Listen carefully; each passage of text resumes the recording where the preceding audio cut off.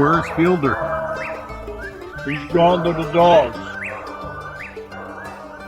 Welcome once again to the Gone to the Dogs podcast. We're going to have a West Virginia trio here today on the podcast. I've got my brother, who of course was born in the same town that I was there in southern West Virginia.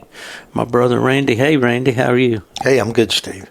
Yeah, man, good to have you in the house. Randy is down here in Florida.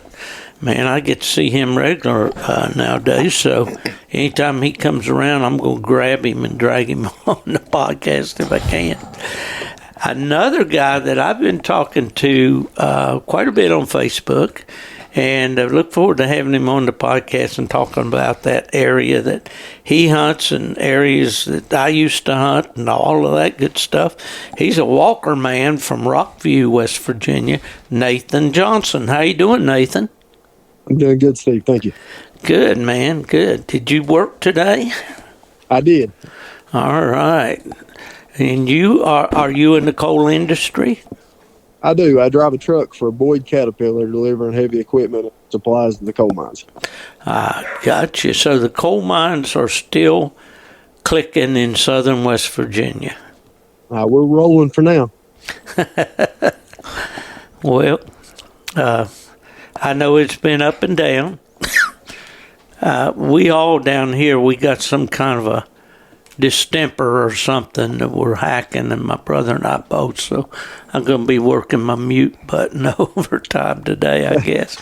And I'm still kind of hoarse from Autumn Oaks. You know, I talked to about 1 million people at Autumn Oaks just here a little over a week ago, but anyway, yeah, I've wanted to get you on the podcast for quite a while, Nathan, so we could kind of talk about that old part of the world that was so important to me for so many years.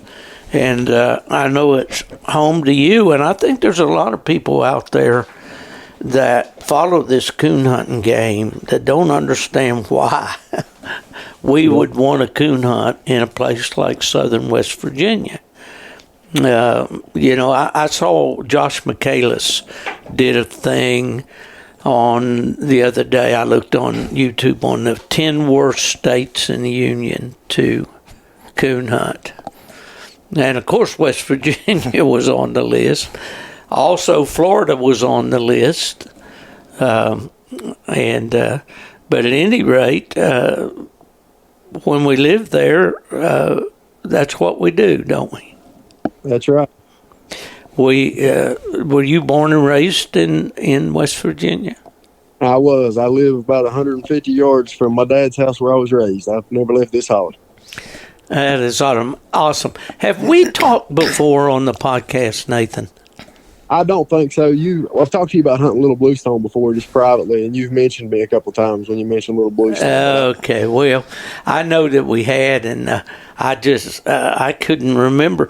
Believe it or not, I looked at the numbers the other day, and the podcast that I put up this week as we're recording, the one that was recorded last week, and I have recorded 320 podcasts since I started in May of 2019. So it's kind of crazy. Sometimes I forget who I've had on or not, but I have to go back and look at the log, you know. But,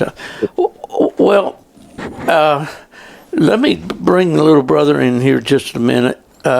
Randy, you've moved to Florida. Yes. Man, that's... I hear the smart people do that sooner or later. This is where all the old elephants come to die. Yeah, that's what a former pastor I said one time, Nathan. He moved down here. Yeah, Randy, he's my neighbor here. He lives not right in my neighborhood, but not that far away. What, a couple miles? Oh, no. Less than 2 miles. Okay. He just lives close enough to drop in for supper every once in a while. And it was good tonight. Miss Ella put it.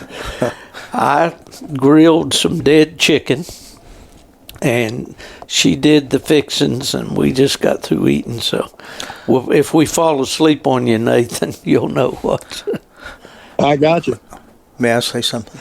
No, you have to raise your Well, hand. I don't think you heard Nathan say when you gave the number of podcasts, he said he's listened to every one of them. Did you say that, Nathan?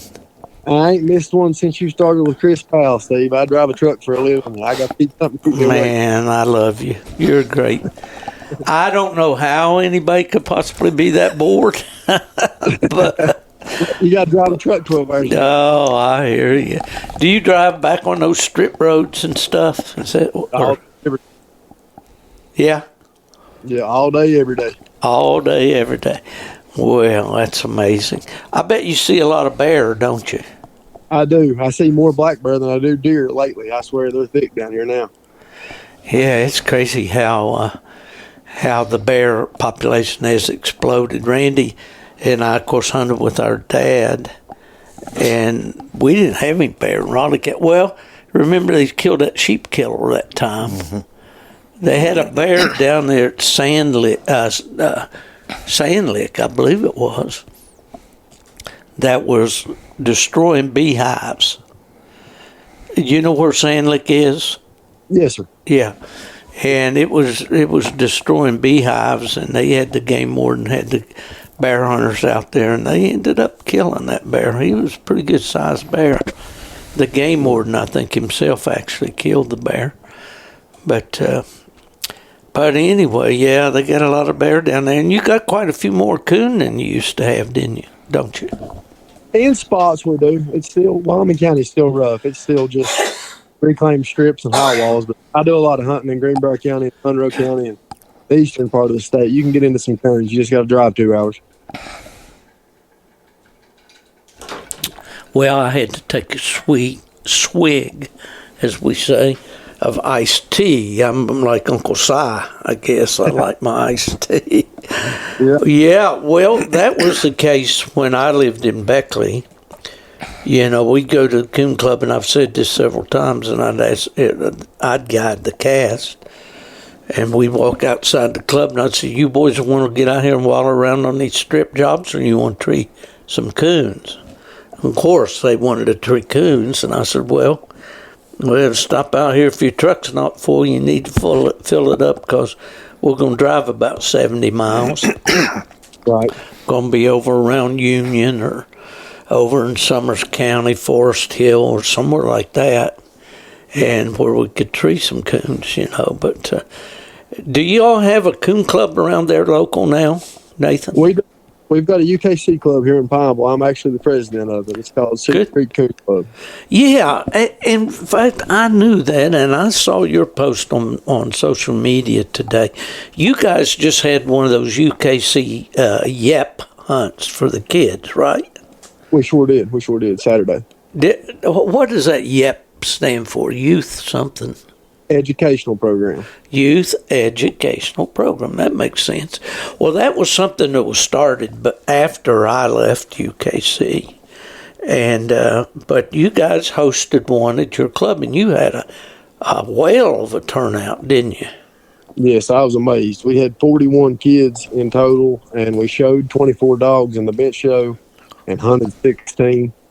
And Megan Ramel come down and helped me dramatically. She helped teach the class, the bench show, the education class. Oh, really awesome. Yeah. Yeah. Well, you know, listen, I believe in telling it like it is. You know, I saw some guy on Facebook today giving UKC a hard time over papers, and I don't know what's going on with the registration department. I know that those departments are separated. Alan Gingrich and Trevor Wade are in the field, a hunting ops department. They don't have anything to do with registration, and so I can't speak to their registration problems. People are complaining about delays in getting their paperwork back, and I don't know what the cause is. If it's mail problems, it's UKC's kind of structured different than it was when I was there. We were all under one roof, and everybody knew what was going on and all, but I think it's a little different now. But, so I'm not going to criticize them in that regard because I don't have a clue what's going on there. But I do know that field or hunting ops, we called it field operations when I was there. Hunting ops is doing a tremendous job. Just came from Autumn Oaks. They did a fantastic job with a ton of dogs there. Tell me about this yep hunt and how it all came together and what you did. Well, this was our first year as a club, and we was allowed to hold 3 events. And then if we wanted to, we could hold the yep event, and it wouldn't count toward one of our events. And me and Aaron Cantrell runs the club together. He has a bunch of kids, and I have 2 kids of myself, and they all hunt with us and chase up and down these crazy mountains. And we want to support the kids and everything we can do. And it was actually Aaron's idea to do it. He said, let's do it. And I jumped in on board, and we started trying to get things together. And Jamie Estep helped me. He helped me get stuff together and talk me through it. And we were going to try to make our event, but he had some circumstances come up. My brother's over here shaking his head when you said Jamie. Gotta jump in there just a minute. Is there a greater guy in the world than Jamie Estep to work and help and organize? And wow. Yeah, he's as good as they are, that's for sure. Yeah. But we got it together this year, and like I said, we held our hunts in the spring, and the first date we could get for the YIP event was in September. But it turned out really well. Like I said, I was blown away by as many kids that showed up, and I'm just really glad for the future of our club. I mean, we're just a small West Virginia club, and for our 3 regular events this year, we hunted 12 dogs the first event, 15 the second event, and 17 the third event. Ford Mountain area in there. Are you familiar with it? I've heard of it. I know the area. Yeah. They're out. Yeah. Cabin Creek and places like that. What creek? Cabin Creek. Oh, yeah. Yeah, absolutely. In fact, Randy and our mother was born on Cabin Creek, a little town called Rhonda. Yeah, near Sharon there. Well, you see the Sharon exit on I-77 there. That's where our roots go back there. But but anyway, Dad would hunt down there, and they were always looking out for rattlers. So timber rattlers were quite common up in that area, so. Yeah. Well, they call them no shoulders down here in the South. I don't like them. Did you ever hunt? I was asking my brother, did you ever hunt down there? Well, you did. I've got pictures of us hunting down there. Yeah. Yeah, man. Great times. Well, okay. So tell me a little bit about that event. What'd you do? What'd you have for the kids? Well, they sent us a packet, and it had a form of things you could do, and it had a bunch of worksheets and like crossword puzzles and questions and stuff just about dogs and showing dogs and hunting dogs and crayons and everything for the kids to sit down and do those activities. Yeah. And they give you suggestions of ideas to do. And one of the suggestions that we did was we done a coon squalling contest for the kids. We done under 8 and above 8 years of age. Yeah. And we give away each winner one of Doug Blackwell's eye opener coon squalling. Oh, that's a great prize. Hey, listen, did they run you crazy with those coon squallers? Yeah, I should have done that last. I knew it. We did the Carolina Youth Challenge down on the coast when I was with AKC. We did a hunt down there, North Carolina versus South Carolina kids, and we did the same thing. We made the mistake of handing out the coon squallers too quick. I told Aaron next year we're doing prizes last. There you go. So you did have prizes in for them. We did. We had so many. I'd hate to even start naming them. I had a list in my binder. I should have it with me, but we had so many people donate. It was great. And every kid left with at least 2 prizes, and of course the winners left with more. And I said, Megan come down and she helped me teach the educational bench show class. I attempted the night hunt class. I feel like I stumbled all over myself, but I tried my best, teaching the kids the rules and the time limits and everything else. And then we had a non-sanctioned treeing contest just for the kids. And then we held the sanctioned bench show and the sanctioned night. Here, let me throw this out to you, and I don't know if you're set up for this or not, but I hadn't seen it at a youth event until I lived in the mountains over there in North Carolina in the cabin. And I went up to the Creston, North Carolina Club, and they had a youth day, a youth event similar to what you're talking about. They had a dash race. Yep. Have you ever had one of those? Yes, we used to have a trade day. It was nothing sanctioned, but we used to hold a trade day every week at the Jesse Horse Show ring, and they had dash races and field trials and what. Well, the kids loved that. You know, all the dogs were doing really was sight chasing a lure across the field. You know, but and they do that at American Plot Day, Plot Association days too, which is a big thing. Yeah. Well, all right. Well, I keep interrupting you. Tell me more. Well, that's about all we did. Like I said, we had the sanctioned bench show and the night hunt, but we had the treeing contests for fun, and everybody seemed to have a good time. My wife and Aaron's wife preferred food. We fed everyone, and everybody had a really good time, and I didn't hear nothing but positive feedback. We had people from Virginia. We had a family drive down from Beverly up there from Jamie's Club. Yeah. People really traveled to come to it. And I was shocked by the amount of kids that showed up, but I was really glad to see it. We learned some things that we can change and some things that we did right, and we're going to be more prepared next year. Yeah, well, Randy can vouch for. I know you're quite a bit younger man than we are, Nathan, but you know we didn't have anything like that for kids when we were young. Now we could go out to the field trials with our dad, you know, and watch the dogs run. But we didn't have any competitions among kids, other kids. You know, and when you got big enough and you thought you were tough enough, you could go out there and hunt. But I promise you, they weren't going to cut you any slack. In fact, they were probably going to, by hook or crook, you know, that kid's not going to win this cast. Or this. Yeah. Go ahead. So they're going to teach you a lesson, ain't they? That's right. Well, we talk about when I was with PKC, you know, getting those $30 lessons when you're new. You go out there. But, man, God bless you for doing that with the kids. And maybe you can create down deep in them the same kind of desire that we have. How old were you when you started, Nathan? I started when I was 14. Yeah. Was your dad a coon hunter, or? He was before I got big enough to go. My dad, my grandpa, all my uncles, about the whole family hunted. And just hearing all the stories and everything. And my grandpa, he used to drop railroad cars for a living. And he found a foxhound in a railroad car and brought it home and thought he was going to be a fox hunter. But turns out that dog wanted to be a coon hunter. How about that? And they started coon hunting. And it's just, I heard the stories the whole time I was a kid. Yeah. And I guess when I was about 14, I begged and pleaded until Dad decided to get me a hound for Christmas. And Mom didn't want to, but I can distinctly remember hearing Dad tell Mom, just let him get one. He'll never do this. This is just a phase. Well, here we are 18 years later. 18 years later. And you're probably more into it now than you've ever been. Yes, sir. Yeah.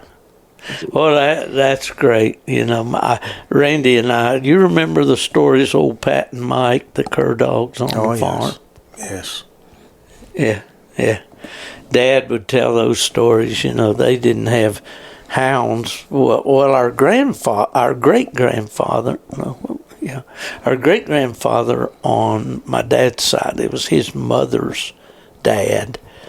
Grandpa Haley was a fox hunter. Yeah. In Tennessee. But the boys growing up on the farm, my dad's brothers, I'm trying to say, especially he and his older brother. He was the middle boy. And he and his older brother, Phil, they really liked that hunting with tree dogs. And they got a pair of dogs. Dad told me the story how they had some female or whatever, and they put her in the corn crib with somebody's dog. And they got that litter of pups. And they kept two of them. And Dad always admitted that his brother's dog was the better one of the two. but they were still quite a pair of dogs, and that's what they hunted with all the way growing up until Dad went away to the military when he was 19, but that's a heritage that we have. And you have what? You said 2 children? I do, yes, sir. Are they both girls? No, my daughter Summer is 5, and my son is 3. His name is Jeremiah Johnson. How about that? Can he skin Grizz yet? Not quite yet. I give him a hard time. I tell him every day he's not a mountain man yet. He's just a boy of the bushes. Oh boy, I tell you what, paybacks are tough though, Nathan. Right. Yeah, that's what I used to tell my dad later on as he was getting up in years. He said, I wish you'd slow down. I said, boy, paybacks are tough, Dad. I remember when you walked my guts out. And Randy, he's nodding too. You remember those days, don't you? Yes. Yeah, man. Randy, tell the listeners what Dad said about after he moved to West Virginia. He was from Tennessee. Yeah, well, he was born and raised in Middle Tennessee, and he came to West Virginia, and he just said, I fell in love with these mountains. Right. Yeah. He really did. He loved it there, and good thing, because my mother wasn't going to leave. The subject was brought up one time about the farm in Tennessee and moving down there as my grandmother got older, and my mother, she wouldn't have any part of it. She didn't want to move. She's West Virginia born and bred. All right. Well, what was the first hound you had of your own? I bought a Walker Male dog off of a man down there in Gilbert. And, he was just a pup when I bought him. He wasn't but about 9 months old. And I didn't know anything. Like I said, everybody in the family had done quit, so I was Billy Coleman. I did everything Billy Coleman did. He ended up, he's long since gone now, but he's still probably in the top 5 hounds I've ever owned. I just got lucky and got a real good one right off the bat. That's what got me hooked. Well, now, was he a registered dog? Yes, sir. He was a grandson to a Cow Creek Clint dog. Oh, boy. Nathan, I always thought I would like to have a pup out of Clint. I liked his looks. I knew he was a good dog. Of course, he was out of Sackett Jr. Someone said the other day, back in the day when Junior was alive, you couldn't turn a page in American Cooner without seeing a Grand Night Champion Walker dog in there out of Sackett Jr. But I never did get that pup. But the fella that owned him, Jim McConnell, down around Franklin, North Carolina, he later sold him. Bob Dudley had him when he died. But Jim comes out to the White River in Arkansas, and we get to visit with him every year. He and his boy Jeremy and Don Moffitt and Bill. Bill's going to hate me for forgetting his last name, but anyway, that Clint was the real deal. He really was. He was a reproducer, undoubtedly, because, like I said, I bought that male dog, and there was a female in that litter, and I wanted her also, but the guy wasn't going to sell her at the time, and a man from Pine ended up talking him out of her, and I contacted that guy that I didn't know at the time, and that ended up being, I'm glad to say his name is Daryl Morgan, and he has ended up being my mentor in this whole coon hunting thing. And me and him trained them 2 litter mates together, and when they was 5, I ended up getting her off of him when his health went downhill, and she is my all-time best hound so far, and those litter. Well, I'm getting somebody's wanting to talk to me, but I'm not going to talk to them. I'm already talking to somebody. Well, that's the thing. We use these phones, to these long distance. I wish I had a budget where I could, and a helicopter. And I just take off to West Virginia, and we'd sit on a tailgate and do this, and turn them up a holler here a little bit. They'd have a hard time finding a place where you land right here, Steve. That'd be true. That's a true story for sure. Well, there's so many things I want to talk to you about. Nathan. I kind of like to let our listeners get a feel for what it's like to hunt in a place like West Virginia. Now, you know, when Josh Michaelis talks about the best states and the worst states to coon hunt, we know that the agricultural states and the states with the big flat river bottoms and all are the best places to coon hunt. You know, Michigan, I lived there for 22 years. There's everything in the world for a coon to eat up there, you know, at all times of the year. It's not necessarily that way in the hills. Describe a little bit, if you will, what it's like where you hunt. Man, I'd have trouble explaining anything else. Like I said, I've hunted for 18 years. But due to work and everything, I always stay so busy. I have never turned a dog loose in any other state. This is the only place I've ever hunted. Oh boy! But I'd say hunting in southern West Virginia, especially down here around the high walls, pole fields, and everything, you just got to be a little bit more of a woodsman than I would think you have to be anywhere else, because you got to move with the food. And you really got to have a different kind of dog, which I'm sure that's all over the country. You take my dog to a cornfield and turn her loose, she's going to be lost. But she's liable to leave yours hung up on a high wall and go tree the coon. So, it's just Absolutely. Well, you bring up a good point there. A high wall. That's you got a better description. Jump in there, but you know, a high wall is primarily where they've blasted the coal down into the coal seam and just pushed the spoil down the hill, and there's probably a road going around there at the base of that cliff that they left, and the coons can go right up over that, but a dog most time has got to go find a drainage or somewhere to get up and over. Right. Isn't that about right? That's it. Yeah, it's kind of like, in my mind, it's like these lion hunters out west, where the dogs, they call them, the dogs get rimmed up. You know, they get up on one of those cliffs, and they can't get all the way over. And of course, the lion goes on and leaves them hung up. Yep. Just suffice to say, it's not easy hunting, is it? No, it's not easy. Do you prefer to hunt up the hollers or go out a ridge and turn the dogs loose? It depends on the time of the year, Steve. During summer and stuff, you know, like anybody else, we try to stay close to water, and the only water here is at the bottom. But, you know, you get in the late winter, but due to the timbering and the mining and everything else around here, most of your white oak timber's on top. So when the acorns come on, we like to stay high. But when you need to be in the creeks, we start at the holler. Well, like I said, we just move with the cones.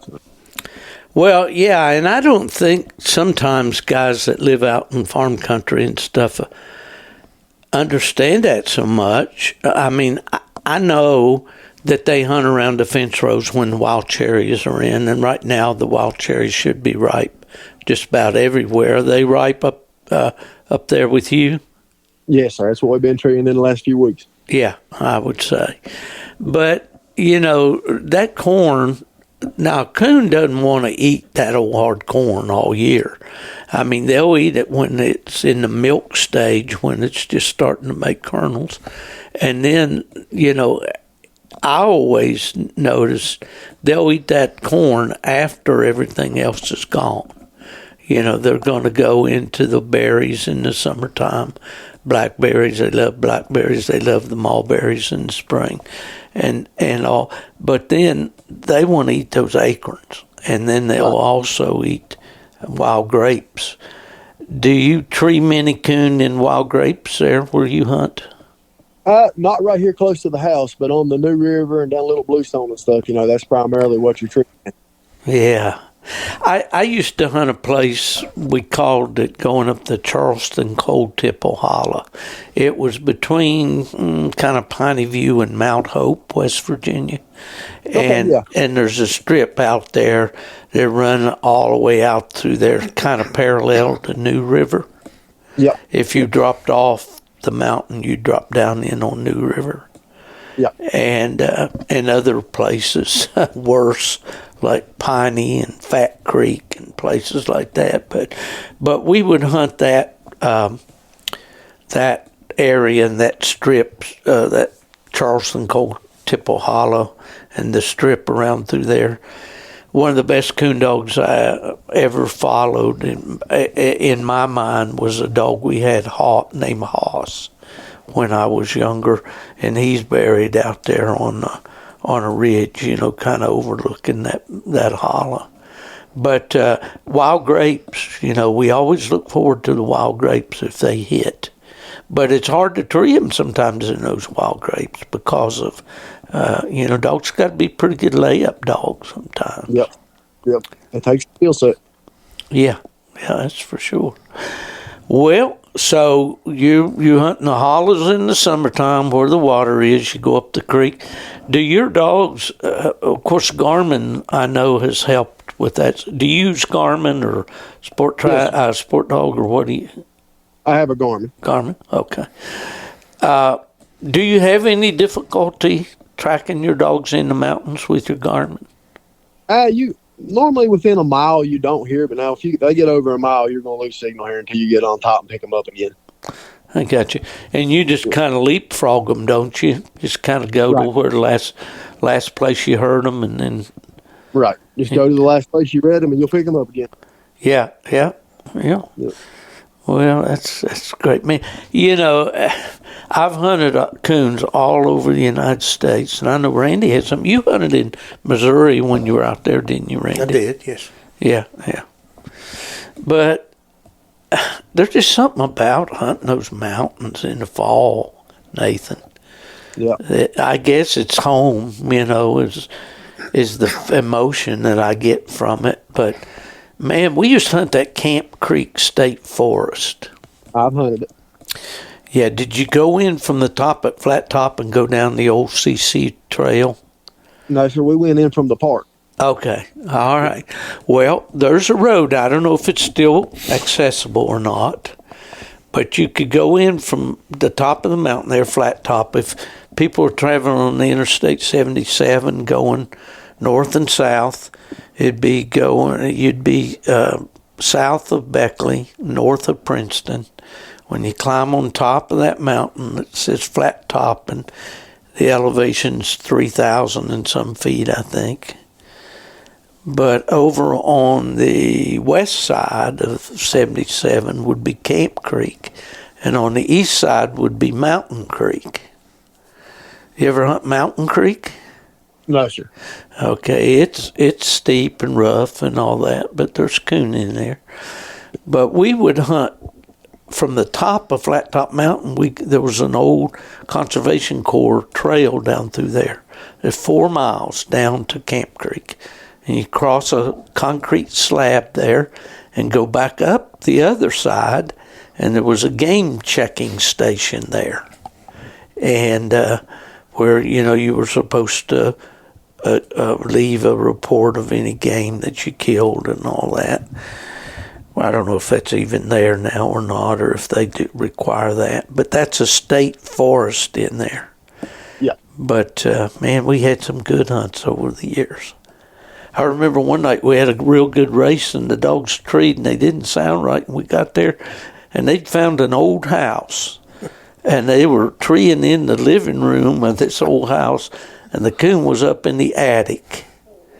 And, of course, coon hunters, being what they are, enterprising, somebody climbed up in that attic and ran that coon out, and right down in the middle of the living room floor he came.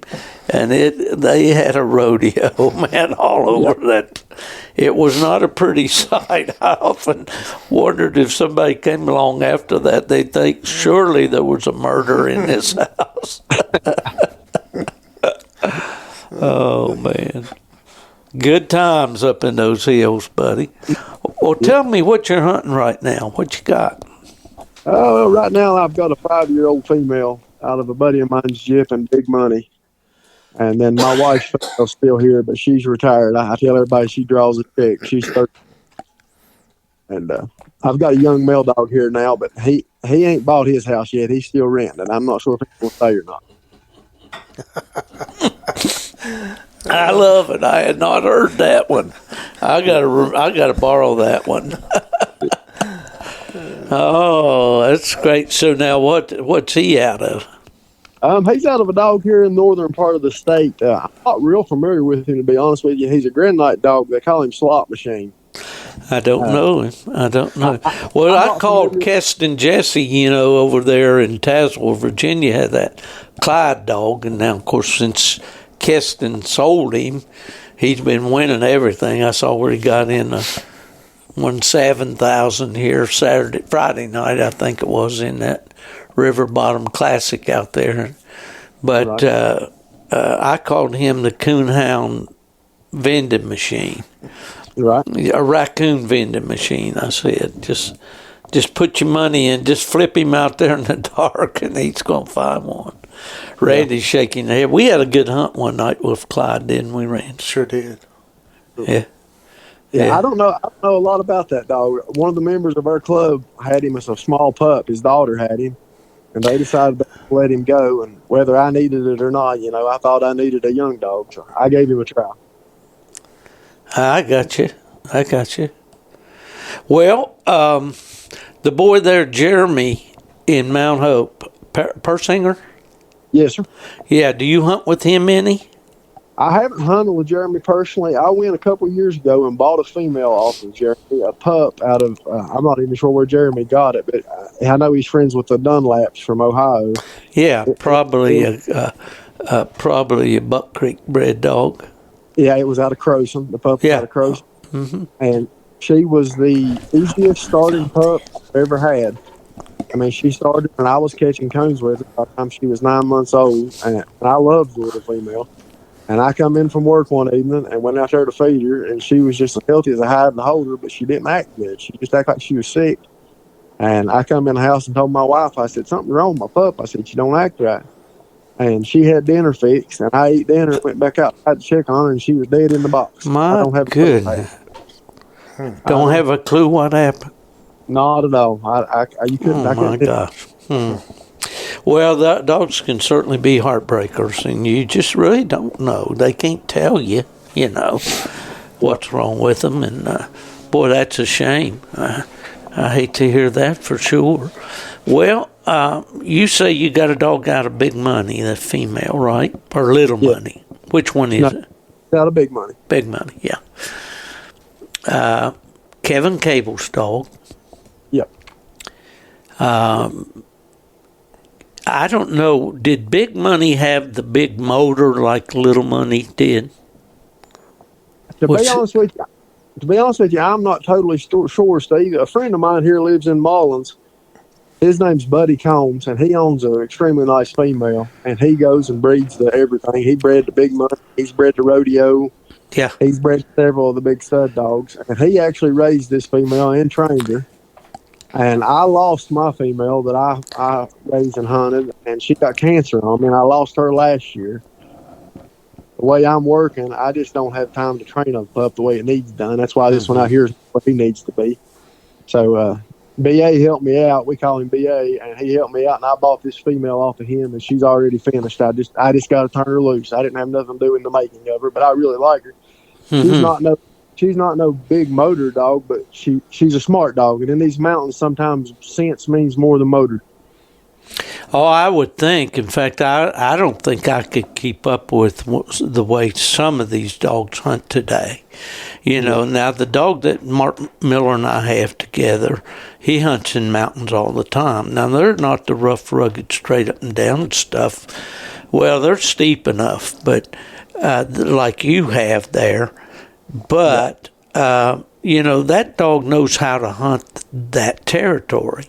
Right. You turn him up a hollow, he'll go clear to the head of it, and then he'll climb up, maybe circle a knob back in there somewhere and drop down off the other side and come back, back down if he doesn't strike anything, maybe go 800-900 yards in the process, something like that. But when I was hunting where you hunt, or those areas, you know, we pretty much depended on the dogs to get struck and then just climb out to them, you know. Right. But they would eventually come back, Yeah. you know, if they didn't strike something. I've always, myself personally, I've always trained and liked the aim fire type dog. I guess I like self-punishment in these mountains.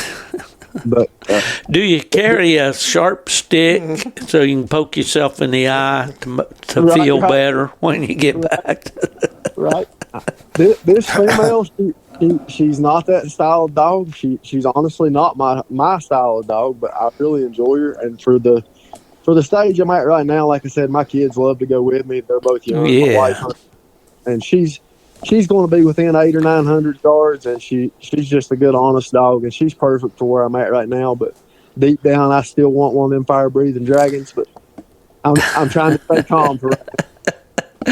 Well, you know, that's it. And this young pup I've got up there, I'm afraid he would be one of those fire-breathing dragons if Mark would let him, you know. Yeah. But Mark will kind of keep a handle on him, you know, if he gets out there too far. But dogs nowadays, they just got the hunt and hustle in them, man. Yeah. They just want to go, and there's a lot of conversation that goes on about whether it's man-made or whether it's natural. Well, I can assure you, in the dogs that I'm hunting, well, I say me, I've got to turn in my coon hunter's card. I got a letter the other day, and they said I hadn't been using it, and I need to just turn it in and let somebody else use it.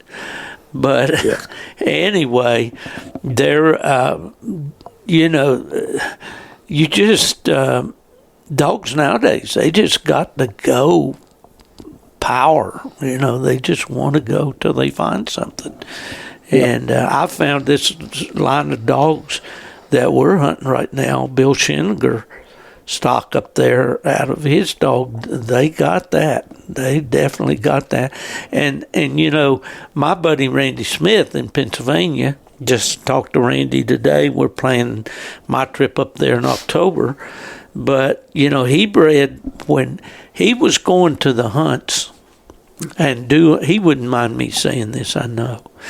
Those Lone Pine dogs are honest, strike dogs. Take a track the way they come to it, trail it out, tree it, whatever. But he was going to some of these high dollar money hunts, and the dogs he was competing against were not that kind of dog. They were those, more or less, those go yonder ambush type dogs. And being the smart guy that he is, you know, he bred that $1 million baby female he had, that she was in 2 or 3 Final Fours, and you know, just a tremendous female. He bred her to little money and got exactly what he was looking for. And that's where he got the lady female that he's won so much with. And her little brother, a dog he had called Bank, that mysteriously died here, you know, a year or so ago. But, you know, those dogs are out there today, and they're naturally that way. They're not man-made. Yeah. Yeah. You know, I listen to all these podcasts, and like I said, I don't know anything about anything other than the state of West Virginia, but you hear all the competition hunters talk about these dogs going so far, and you can't get them back for a treat and all that. And you heard some of them guys tell stories about having to run them down and catch them if they don't get treed. And I like a dog to go when I cut it. I don't want to see it after I cut it until it's treed. But if you don't have a handle on these mountains, yeah, exactly. Yeah. Exactly. Well, that was the thing, my buddy over there, the Keston Jesse, that had the Clyde dog. You know, he had a handle on that dog. That dog was a hard hunting dog, extremely hard. But he had a handle on him, you know. Yeah. He could just, you know, I think he just mainly just turned the light on in his collar, and here he come, you know. Well, I think and tell everybody, my dogs listen better than my kids do. So. Yeah, yeah. Well, I was going to ask you about when you're taking your kids and all. Do you have a side by side, or do you walk? Do they like to walk with you? I do not have a side by side. Like I said, we drop in a lot of these hollers and stuff. And when I take the kids, I try to go to the easier places. We try to go up around Summers County and stuff. That's a little bit easier on them. My wife likes to go. Well, my dad goes, and 9 times out of 10, when we get treed, they end up in the truck with mommy or papa, and I go get the dogs. But they still like to go. That's great. What a great activity for a family. You know what? I mean, there's so much garbage going on in this world today. To be able to go out and enjoy an activity like that, I mean, that's the way Randy and I were raised, right, bud? That's right. Yeah.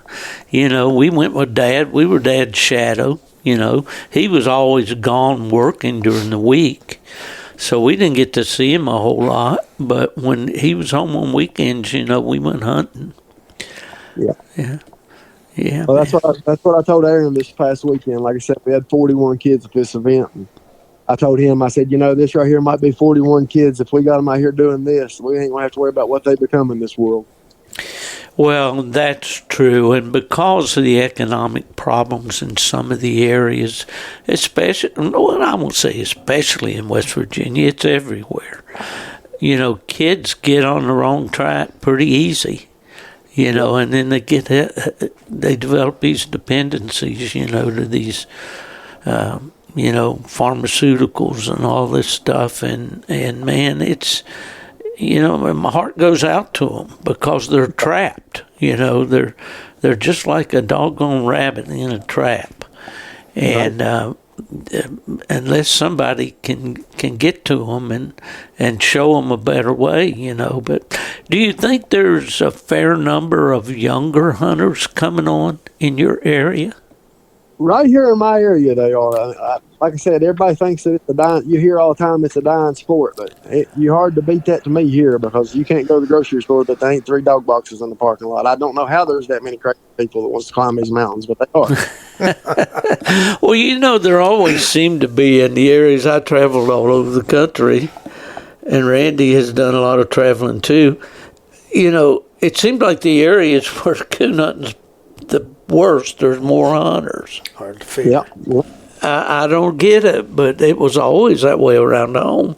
I sat down one day trying to write down the names of all the coon hunters I remembered around Beckley when I was growing up. Yeah. My land, there was a lot of guys that hunted, and we didn't have there probably wasn't 15 coons in Raleigh County. Exactly. Yeah. And we would buy coons for restocking. Yep. And the problem we had is the guys that take the coon out and turn it loose and turn their dogs loose on it. And there was the coon was gone. They got a good training session in, but it didn't do much for the population. But then we started having directors, and they would turn the coons loose and not tell anybody where they turned them loose. Right. That's kind of what we had to do, My dad's always told me a story. He said years ago, I'm not sure of the year, but he said they brought a bunch of coons in here from Florida. And when they first come in here, they wouldn't climb. And his dogs caught one of them on the ground and had a tracking collar on it and a number. And he called DNR. He said the DNR come and got that coon and give him a check for $12 and told him to buy dog food. That's funny. That's funny. Well, at least you had cooperation between the hunters and Oh, I got so many stories about that. I remember one time when I was just a kid. I don't know. I couldn't have been much older than I was in the picture on the cover of the book. But we were out from town there, out around Beaver, somewhere out there. And they had a coon in a cage to stock it. We called them with stocking coons. And my dad he had a couple of young dogs, and he wanted them just to see that coon. He wasn't going to turn the dogs loose on the coon. But he's there fooling with the cage, and it gets me to hold the dogs. And I've got a double couple, and 2 hounds, okay? Full-grown hounds. And when I graduated high school, I think I weighed 125 or 30 pounds. Yeah, you're twice the man you used to be. Yeah, I am for sure. But anyway, when those dogs, that coon came out of that cage, those dogs gave a jump like a team of pulling horses, jerk. And, man, they jerked me off my feet, and here I'm going down through the woods. And Dad already told me, don't you turn those dogs loose. Don't you let go. So, man, I'm plowing down through the woods. And it was kind of a flat place, though, thankfully. And I finally saw a sapling coming, and I got the lead in one hand and got my other arm hooked around that sapling. I think it about jerked it out of socket. Right. But that was, oh, man, those memories are made of this, they say. Yep. Well, do your kids really like the dogs and the whole experience?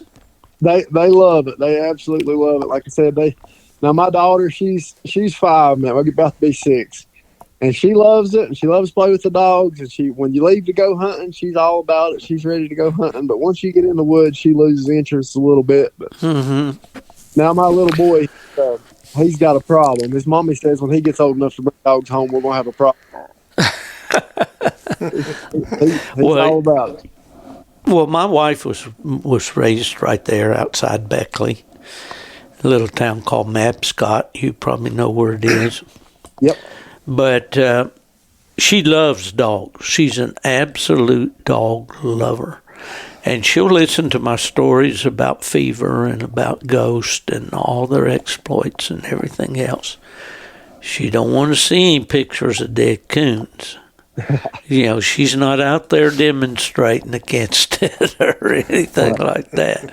But that's just not her thing. She don't want to see that, And that's where we have to use some wisdom, Right. I'm blessed. My wife loves it. Before the kids come around, she hunted with me 6 nights a week. I mean, she loves it as much as I do. Like I said, this 13-year-old female out here that we've retired, that was actually her dog.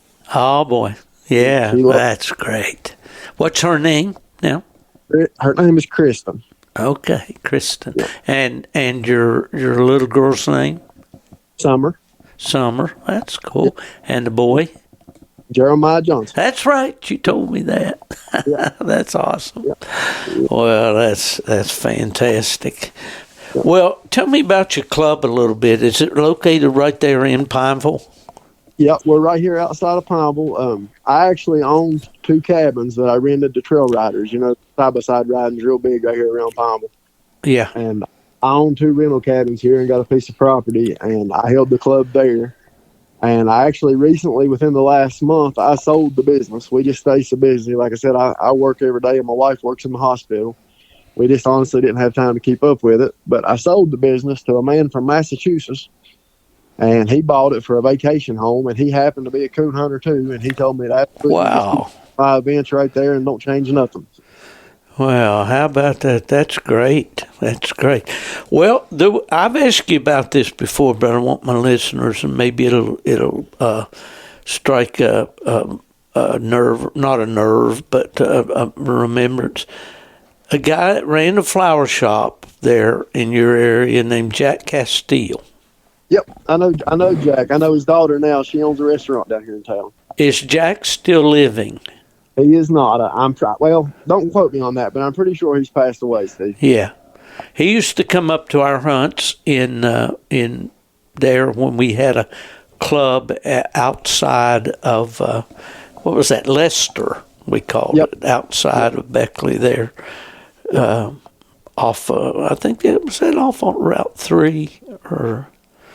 I can't remember. That's the road that goes down to Glen Daniel and that way, I think. Yeah, probably right there on Route 3. Yeah. Yeah, Jack was a nice guy. I always liked to talk to him when he would come up. And back in the day, we had quite a coon hunters club going there in southern West Virginia. That was the name of our club. I remember before we ever had any licensed events of any kind, we still had water races and field trials and bench shows and treeing contests. And little by little, we got licenses for all that, Yeah. Dad tells a story on Jack. He said he was one of the first people around here that he can remember that ever got a shocking system, and said that he ordered a Tritronics. And he wouldn't put the collar on his dog until he tried it on himself. He had his wife shocking with that. Oh my! Yeah, Dad tells that story. It's a good Oh boy, I bet that is a good one. Yeah. Well, I bet he won't do that no more. I believe it. Dad said he walked back up to the pen and told his dog. He said, "I'm not going to put that on you, Blue." He got to feeling sorry for him, didn't he? Yeah. We had a guy that wrote an article in Coonhound Bloodlines magazine when I was at UKC, and his name was Bob Grisette, and he was from Georgia, and he wrote an article called Cooter and Company. And Cooter was a coon hunter, and this guy Bob was a good writer. He was really funny. And he told the story one time about them. They made a shocking collar, and they hooked it up to a car battery or something. I don't know. It was a funny story, and he had kind of a similar experience. Yeah. While the guy was trying to cross, they said, "You holler when you want us to shock. When you get so far and all." Well, he was trying to cross the creek and he fell in and he went, "Woo!" like that. And they poured the coal to him, man. Oh, man. The kind of things we get into out there, for sure. Well, so you're done with your hunts now for the year, for your club, Yep. I guess, until next spring. We're done for the year. We're going to start back in March after kill season. I think we're allowed to hold 5 events and the youth event next year. Well, I always looked forward so much to small game season in West Virginia. Yeah. I was born October 12th, and the fall, was a kind of a favorite time of year for me because my birthday was that time. But I lived for that coon and squirrel season to come in. Do they come in simultaneously now, or does the squirrel come in earlier? Our squirrel season actually starts this Saturday coming up, and then the youth season, coon season won't start till the middle of October, like always. Yeah, around the 15th or so there, I think. Yeah, for sure, man. I love. Well, now, is there a limit on coons in West Virginia?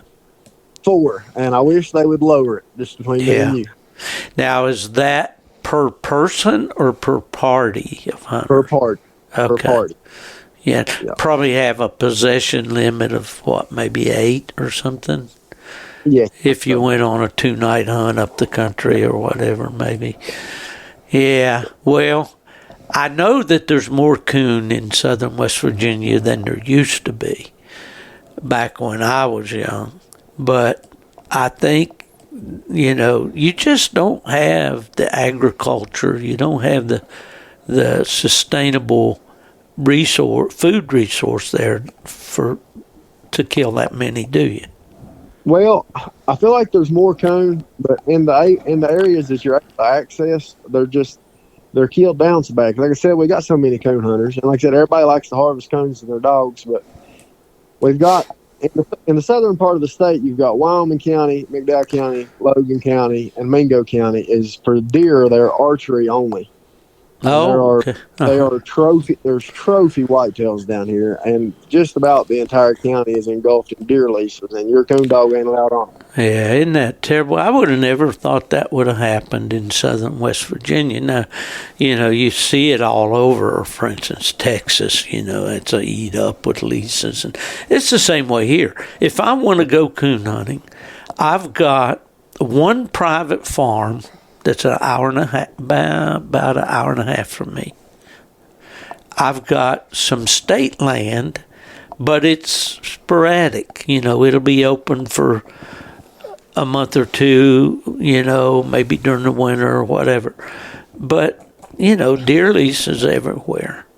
Yeah, right here close to the house, I don't have but about 3 drops, and they're nothing that anybody would enjoy. If we're going coon hunting, we're driving 2.5 hours. Yeah, I don't want you to give away your spots, but which do you drive north, east, south, or west from home to go hunting? I'm mainly the eastern part of the state, but now I own a cabin and a little bit of property in Brandywine, West Virginia. Oh, yeah. That's my favorite. Randy's over here nodding. When we were kids, in fact, I told the story on one of the first podcasts that I did with Chris Powell about riding in the back of the truck and going to Brandywine on a bear hunt. That was the morning somebody said, "What's Fielder doing with that kid up here?" And my dad stepped out in the circle and said, "That's my son. Where I go, he goes." And but Brandywine, we stayed in an old house. There was a family named Radford from down at Piney View. Have I told you this story, or have you heard it, Nathan? I've heard it on the podcast. Okay, yeah. But anyway, yeah, and there's great coon, or used to be great coon hunting up in around Brandywine. Well, I joke and tell everybody that's my Indiana. That's the best hunting I've been in. It is. It's awesome. Matt Radford, that old bricklayer there from Piney View. You remember Matt, Randy? Oh, certainly, yes. Yeah. And his sons and all of them tall, as my mother would say, as a Georgia pine. Walked me to death in the woods. But Matt would go up there for coon season, and then he had Norwegian elk hounds. Those were his tree dogs. Yep. I remember he had Old Ranger, he had Stinger. I can't remember what the other's name was. But, we'd go up there after deer season. He'd go for coon season, then they'd deer hunt November, and then we'd go up there bear hunting afterwards. But he'd have the old shed out there or wood house full of coon hides, Of course, I don't imagine they were worth much back then. But there's some big hollows, nice hollows and stuff to hunt up there, isn't there? Yeah, my dad had a Norwegian elk hound when I was a kid. He said it was as good a coon trigger as you could ask for. But he said if he seen the gun, you'd see him sometime next week. He was terribly gun shy. Is that right? Huh? Yeah.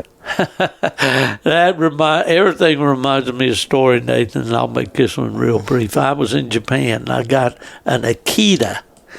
I don't know if you've ever seen one, but they're a big northern breed, big fluffy tail that curls up over their back.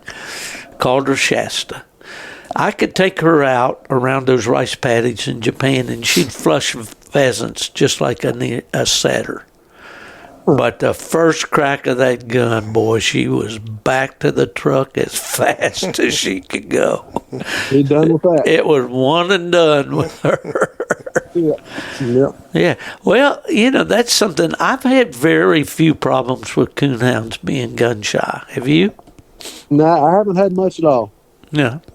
It seems like they learn real quick when the gun cracks, man. That's just payday. Yeah. Me and my dad right here above my house, we've actually got a rifle range built. So hounds, from the time they're born here, they hear guns go off. Oh, that's good. Yeah, that's great. Does your dad enjoy deer hunting? He does.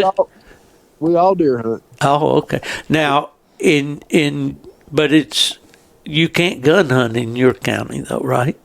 No, that's why we got that camp in Brandywine. I gotcha. What caliber do you like for deer hunting? Man, Steve, I'm a gun trader. I don't know if I've used the same caliber 2 years in a row. I like to try them all. Yeah, I see. You just like to pull the trigger and say who died, right? Yeah, I've got one of the old Remington pump 30-06s, and that's probably my favorite. But now I fool with everything. Yeah, well, Randy's got an old 742 Remington carbine, automatic. Yeah, that was my dad's gun, and he's killed game with it. We all have, we kind of pass that around. We bear hunted, and a lot of times didn't carry a gun, Yeah. Just loved the dogs and working the dogs and all that stuff, Well, that's how we are with coons. And unless I've got my nephews with me or somebody wanting to shoot them out, most of the time between me and Aaron and my dad, we don't kill a whole lot of coons. We just we tree them again. I've got two nephews that love to hunt. When them boys go in the fall, they're taking the rifle. Oh, yeah, yeah. Well, I used to have boys up in Michigan that I went to church with come and go with me because they just wanted to shoot the coons. Young kids and all. That's the first thing they want to do is just kill stuff. Yeah. But well, to me, it's encouraging to know that you're having, a lot of young hunters there in your area. Do you have any bear there where you are? Yeah, they're thick right here around the house. Yeah. Do you find that more of the young hunters are going for bear hunting than coon hunting? There's a whole lot of bear hunters right here locally, but I'm 80% of the bear hunters here locally is also coon hunters. They do both. Yeah, go both ways on it. Yeah. Well, up until I went away to the military and came back, it's when I started going hunting in Greenbrier County with my dad. And did you ever hunt up at Coal Knob, up that area, Randy? Oh, yeah. Yeah. Did you? Mm-hmm. I'm putting Staying in that little camper. Oh, yeah. We had a camper up there that we parked and had our dog houses and chains and stuff there, and we'd go up. It'd take a couple hours to get up there from Beckley, but we'd go, and we ran a lot when the training season came in August, hunt a lot at night, on Friday nights or Saturday nights. And, a lot of fun, a lot of work, a lot of sweat. Yep. Yeah, but, hunting in the mountains is certainly not for everybody, but when you live in the mountains, it's what we have, and that's what we enjoy, isn't it? Yep, you got to grow where you planted. That's for sure. Well, Nathan, it's been great to visit with you. We've been at it here about an hour and 7 minutes, I think. But are you doing any competition hunting at all? Very little. We've got a couple clubs. The club at Ballard is still open and running. I hunt when I can. I don't hunt a whole lot. Like I said, a lot of times I'm master hounds at air events down here, and I hang out at the clubhouse. But I hunt a little bit. Yeah, Ballard rings a bell. Hunted there many times. I had a dog. Do you know Robert Rash from around? Oh yeah, Sophie? Yeah. I've known Rash for years. Yeah, he's a character, isn't he? Yeah. They used to hunt with Rash out of the club there at Beagle Club in Daniels. That's outside of Beaver. Yeah. Oh, I didn't know Robert had beagles. Yeah. No, yeah. It's just we held. Oh, you had the club. You ran the coon dogs out of there. Yeah. Yeah. I got you. Well, I was going to tell you a big story about it. Oh, real quick, I had a dog called Bronco that I really liked, and he hunted bear and coon. And I started hunting him in a few night hunts, and I'd go up above Charleston, up there to Flatwoods, and up to Kenna, and I don't know where all. And I wasn't having any luck. We'd get in a bad place. We weren't treating any coons. It was just not fun. And I said, I'm just going to quit this. I'm just not having fun doing this. And Rash called me, and he had an old Walker dog. Well, he wasn't so old at the time, that he called Shaw. I don't know if he ever told you about him. Yeah, I've heard about him. Yeah. And he said, they've got a hunt down at Whitegate, Virginia, and he said they got a big high-scoring dog trophy, and I want to go down there and win that trophy with Shaw. And Shaw was a grand night already, I think. And I said, well, I hope you win it, Robert. Have fun. He said, no, I want you to go with me. Come on, go with me.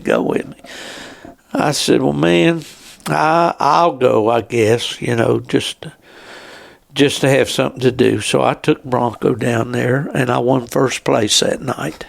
I reckon. And then I took him again and won another. I won first place again. I think that was out of Beckley. So I said, man, 2 first places in a row. I got this down pat. Yeah. So I went to Plot Days and didn't get a sniff, man. I hunted 3 nights and didn't win a cast. Came home the next weekend, they had a hunt at Ballard, and I went and I got a 4th place at Ballard and finished my dog. And I said, if it hadn't have been for Rash, staying after me, he can be persistent, Meant to be. Yeah, but That's the thing about right here, and I know Rash still pleasure hunts a lot, but I don't think he night hunts at all anymore. But that's the thing, close. I mean, we've got my club in Pineville, and there's a plot man. I'm sure you know him. Les Daniels has got a club in Raleigh County. Oh yeah, I know Les very well. And then we've got the Ballard Club, but I mean Ballard's 2.5 hours from my house. So when I get up there, yeah, that's Monroe County. Yeah. Well, it's not easy. In fact, down here it's not easy. We have to drive a good ways to get to any hunting at all, and we don't. There's a club or two, but they're PKC clubs around. So it's pretty hard down here to make a UKC dog. That's why I'm so thankful for my partner up in North Carolina, Mark Miller. And Mark, he's a good hunter and enjoys it, and it's been a godsend to me when my dogs. Well, I tell you what, Nathan, we'll stay in touch. I want to hear a good report on that West Virginia coon season. That's only about a month away now. Yeah, we're getting ready. Dad would say, he'd be greasing his boots with that bear grease. He put bear grease on his leather boots, man, for waterproof. Yeah, I tell you, my two nephews I said that hunts with me, they're 10 and 8. And their dad has actually got a YouTube channel, and he films everything them boys does. And when they coon hunt with me, we make YouTube, so you can follow along with. Oh man, you need to send me the name of the channel and all, so I can. Go ahead and tell me. 3 Arrows Adventures. 3 Arrows Adventures is the name of his channel. 3 Arrows Adventures. Yeah. All right. Yeah. Them boys deer hunt and trout fish and squirrel hunt and everything, but I drag them coon hunting with me. Their daddy brings the camera, and you can see some of these mountains and what I drag them boys up and down. Well, we never were much deer hunters, but we did follow anything that you could do with the dog, and we also liked trout fishing too. So, yeah, man, that's good. Well, Nathan from Rock View, West Virginia, Wyoming County. Sure appreciate you coming on with me today, Nathan, and wish you the very best with your club. Congratulations again on that great YEP event that you held, and that'll pay big dividends in the future. Things that we can't even imagine, may come out of that. So God bless you, brother. Steve, I really appreciate you having me on. It surprised me when you messaged me. I said, I don't know why in the world anybody would want to talk to me. I don't know what I'm doing. Well, I've said this before, and I'll let you go, is, I can chase winners around. And, somebody wins a big hunt every weekend somewhere. Yeah. And we can tell their stories, and they're certainly worth telling, I know. But I'd just rather do what we've done here tonight, to sit down and talk dogs. And talk about our sport and about, the country, and just, that's why I do this. I do it because I enjoy it, and folks like you are what makes it enjoyable. So I sure do thank you. Yeah, man. I appreciate you, buddy. All right. Well, you take care. I'll tell my listeners, if you need anything in the way of hunting equipment, apparel for you, any kind of thing that you can imagine that you might need if you hunt with hounds, you can get it at WU Hunting Supply, DUSupply.com. And also Alpha Dog Nutrition. They've got supplements for your dog to keep them operating in top peak condition, and I need to get the Alpha folks on the podcast to tell you more from a professional basis of what all they're doing to help our dogs. But we sure appreciate them. And then my buddy, Big Mark Zapp. I was fortunate to see Mark over the Autumn Oaks weekend. He gave me a new Zapp Lifetime Eagle edition Squaller. Man, that thing looks good, and I haven't had a chance to get out and use it yet, but look up markzepp.com. All right, that's going to do it for the Gone to the Dogs podcast. Steve Fielder, my brother Randy, telling you goodbye. And if you're looking for us, pretty good place to look is wherever the dogs are. We've gone to the dogs.